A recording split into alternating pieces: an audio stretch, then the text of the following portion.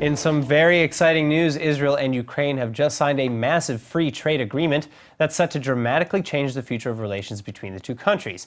And joining us with more details on this story is Natasha Kirchuk. Now, Natasha, first of all, thank you for joining us. Why is this such a big deal? Happy to be here. Well, Ukraine and Israel have been negotiating this historic deal for the last 15 years, which will actually be Israel's 9th free trade agreement. Now, the 1,500-page deal is expected to bring trade between the two countries to over $1 billion within 5 years. Amazing. All right, so what are some of the outcomes that we can expect to see in the deal? Well, the agreement will reduce the price of Ukrainian food in Israel and, of course, Israeli goods in Ukraine. This is a big deal for a lot of people in Israel as well, because there's actually a huge Ukrainian population in Israel. Just last July, 300 new immigrants arrived at Ben Gurion Airport from Ukraine. And Ukraine and Russia actually provided Israel with the majority of immigrants in 2017. All right, well, I know that this is the third time that Ukrainian President Poroshenko is in Israel since taking office in 2014. And the Israeli Prime Minister seems to be very excited about this as well. Take a look. Today we're going to do something that will make it grow even bigger. We're about to sign a free trade agreement. We've worked on this for many years. The bureaucracies have had all the opportunities to prevent this from happening. We overcame it.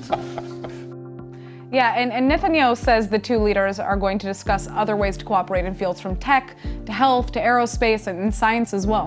All right, well, the Ukrainian president has certainly kept busy during his time here as well. He went to Yad Vashem Holocaust Memorial. He went with the met with the Ukrainian-born Knesset Speaker Yuli Edelstein, and of course he sat down with Israeli President Reuven Rivlin. So very full itinerary. But now, Natasha, I understand that tourism has also been increasing greatly in the Ukraine as well, especially from Israel. You're right. Tourism in Ukraine is actually one of the country's fastest growing industries. The number of international tourists visiting Kyiv, the country's capital, has almost doubled since 2014. And what's interesting is that we're seeing a lot more Israelis that are looking to invest in Ukrainian property because the fact is real estate prices are significantly lower than in other parts of Europe and, of course, here in Israel. Yeah, and I hear Odessa is a beautiful city that's attracting a lot of visitors right now. It really is. I mean, Odessa is on the Black Sea. It's become somewhat of a summer beach destination for tourists from across Eastern Europe and Israel. And it's actually a city that some say is experiencing a Jewish renaissance of sorts. All right, so it sounds like that sounds like a really good sign of resuming relations. And it really makes me happy because I think it's more than fair to mention that the Jewish people didn't always have such positive ties in Ukraine. Today's people aren't responsible for the crimes of the past, but there were tens, if not hundreds of thousands of Jewish people who were killed in pogroms during the years of early Ukraine, and that was long before World War II. Right, that's true, but as you said, today is completely different, and a lot of the history between Ukraine, Israel, and the Jewish people is up on display. You may not know it, but on the eve of World War II, a third of the population of Odessa was Jewish, and you can see signs around the city that actually say the state of Israel was born here.